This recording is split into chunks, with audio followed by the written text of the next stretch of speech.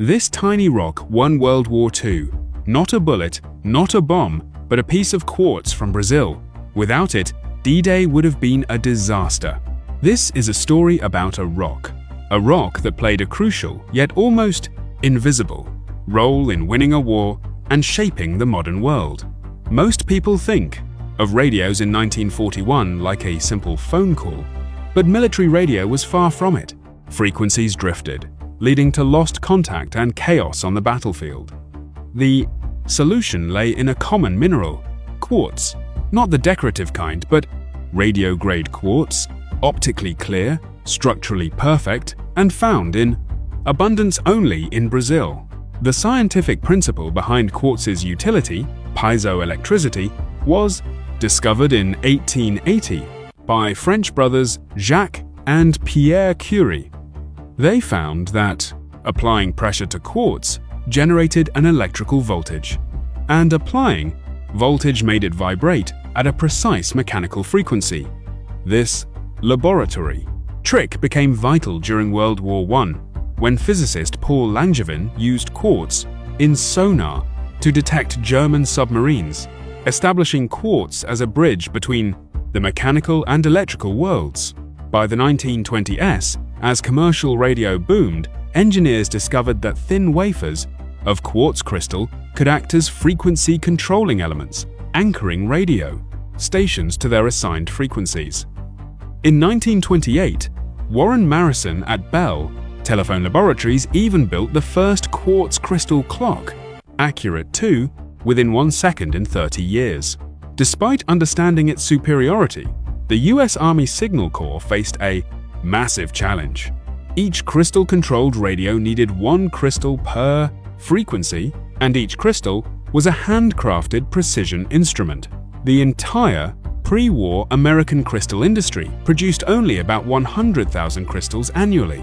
Yet, the Signal Corps gambled, designing every new radio, from mobile communication trucks to backpack walkie-talkies, around crystal oscillators. They knew going to war with drifting radios was a worse prospect than a crystal shortage. When the US entered World War II in December 1941, the demand skyrocketed to millions, then eventually over 70 million crystal units. The existing industry was completely overwhelmed. The primary problem was raw material, radio-grade quartz. It had to be optically clear, free of flaws, and crucially, free of twinning, a structural defect that rendered crystals useless. The only known source in the necessary quantities was Brazil, where prospectors, or guimpeiros, mined it primitively from the rugged interior. The supply chain was a 19th century operation feeding a 20th century war machine. The US moved swiftly, dispatching procurement officers to Brazil with cash and a clear mandate: secure the quartz supply at all costs. American agents bought directly from miners, setting up inspection stations with improvised optical devices to identify usable, untwinned crystals. Prices soared, transforming the lives of the guimpeiros, who worked in harsh conditions, often without modern safety measures or medical care. The manufacturing process itself was far from mass production. Each raw quartz piece was unique, requiring individual analysis and precise cutting at specific angles like the AT or BT cuts, using diamond-edged saws. The blanks were then ground and polished by hand, often by women recruited from meticulous trades, like watchmaking, who became the unsung backbone of the industry. They worked long shifts, grinding tiny blanks to tolerances measured in thousandths of an inch, constantly testing frequencies. Reject rates were catastrophic in the POUTH. Early months, with the psychological burden of knowing each ruined crystal, meant a lost radio channel for a soldier. By 1943, 130 companies, many operating out of converted garages and storefronts, were producing crystal oscillators across the US. This demand even propelled the growth of companies like Hewlett-Packard, whose audio oscillators became critical for crystal frequency measurement. A major aging crisis hit when crystals perfect in the factory, began to drift in the field, especially in the heat and humidity of the tropics. This invisible problem was eventually traced to microscopic surface imperfections. The solution came from physics, immersing finished blanks in hydrofluoric acid to etch away the damaged layer, smoothing the crystal face to molecular uniformity. This was a dangerous process, as hydrofluoric acid could penetrate skin and attack bones, posing immense safety challenges for the workers. By late 1943 and 1944, etching was adopted, quality improved dramatically, and production surged to millions of units per month. By the war's end, over 70 million quartz oscillator units had been manufactured for the US military. Each one started as a rock from a Brazilian hillside. The quartz crystal's impact on the battlefield was subtle but profound. It allowed for the precise communication essential for coordinating vast operations.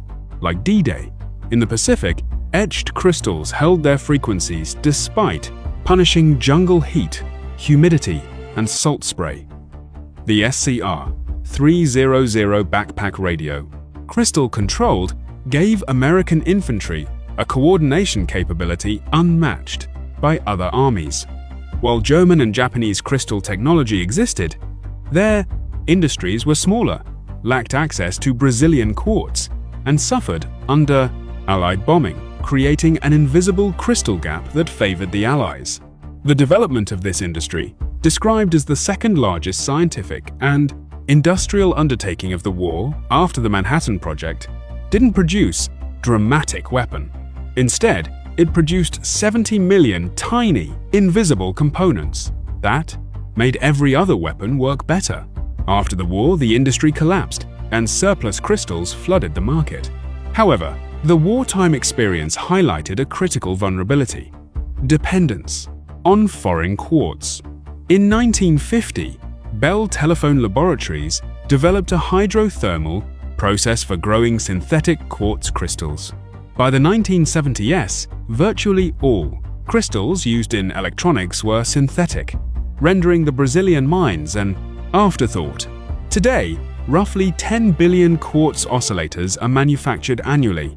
They are in your phone, car, microwave, laptop, and countless other devices. Every device that keeps time, communicates wirelessly, or processes digital information relies on a tiny sliver of quartz vibrating precisely.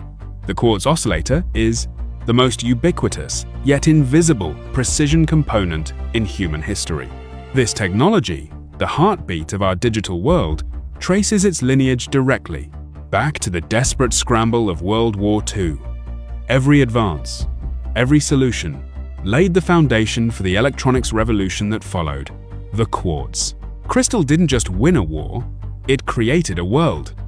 From a Gimperos, kneeling in Brazilian red soil, chipping at milky quartz for the clear pieces, to the voice of the American army strapped to a soldier at Normandy, these tiny, transparent tiles, thinner than a fingernail, held open a channel in the electromagnetic storm of war so that one person could speak and another could hear. The quartz crystal didn't fire a shot or drop a bomb, but it connected every person who did to everyone who needed to know. It was the invisible, fragile, precise, and absolutely indispensable chain that connected hand to mind, a sliver of Brazilian stone holding the frequency of victory. Next time you look at your watch or pick up your phone, remember the Brazilian miners and the women who ground these stones to perfection. Our digital world's heartbeat started in a 1941 radio.